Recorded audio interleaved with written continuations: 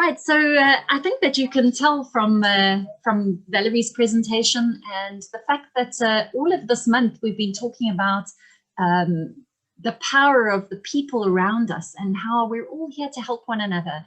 And it's amazing to see, particularly in these difficult times, how people are even more prepared to help and make sure that you are successful. So please draw on the people around you. In fact, I've got a little story about that. Some of you have heard it in the previous meetings, so bear with me if you have. But it's a story of a father and a son who were walking in the forest together. And as they were walking along, there was a big branch that was across the road. And the son said to the father, "Dad, shall I move that branch?" And the father said, "Yes, son, move the branch."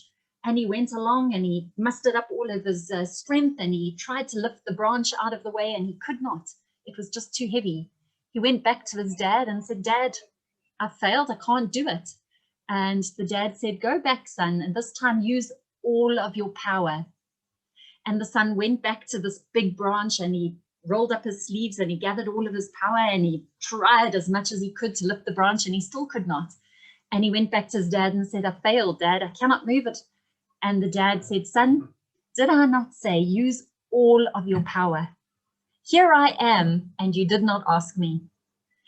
And I just want you, the story is just to illustrate how all of us here on the screen, there are 39 of us on the meeting, and we're all here to help one another. So if you don't ask, we can't help you. So when you get an opportunity to introduce yourself, think about what you need from the team, because it really is a team of very willing people, very able people who can help. But on that note, I'm going to hand over to Marc, who's going to share with us. So Marc, thank you for joining us this morning. Please unmute yourself. And will you take over the next 3 minutes or so? Thank you. Great, fantastic. Thanks. Hi, everyone. So surrounding yourself with the right kind of people to make your job easier and more fun. I'll start off with a little quote. "Show me your friends and I'll predict your future." I think we've all heard this from time to time. What it means is if you want to be successful in your field of business, you need to surround yourself with those who are already successful in your field of business. So I've got 5 little points. I'll quickly go through them. What should you do? Number 1, get a coach. In the sports world, all good athletes have a coach.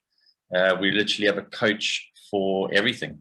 If you go to the gym, if you're going to do yoga, but our biggest challenges that we face as entrepreneurs is going to someone else for help to help us do our job better, or help us do our business better.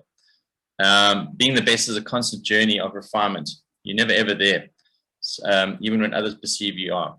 So it doesn't mean that the coach is better than the athlete, but rather it's someone fighting in your corner and helping you think clearly so you make the right decisions for your business. Number 2, keep learning. Find a person or a few people who've really got success in the line of work that you're in. More often than not, you'll be surprised at their willingness to share some tips and tricks with you on how to do it better. So always try and learn from other people. 3, this is a strange one, but it says, buy your demons a round of drinks. This is all about the self-talk that we have. We're all naturally negative, believe it or not. If you share your idea with your closest friends and family, the majority of them will tell you why it won't work, not why it will work. And this is because it's our default. So it's something you have to train your brain to think. I once asked a mentor of mine about negative inner voices, and he referred to them as our demons that they never go away. So buy them a round of drinks, get used to them, and start working on your positive inner monologue. Number 4, triple down on your strengths. What are you good at in the holistic approach to your business? Focus on those things and employ others to take care of your weaknesses in your business. So triple down on your strengths. And number 5, well, it's all about community. So join a business network much like this. If not this one, then another one. But this is always an obvious one to say, but it's an easy way to find like-minded people who will give you, who will support you in your business through the good times and the bad times.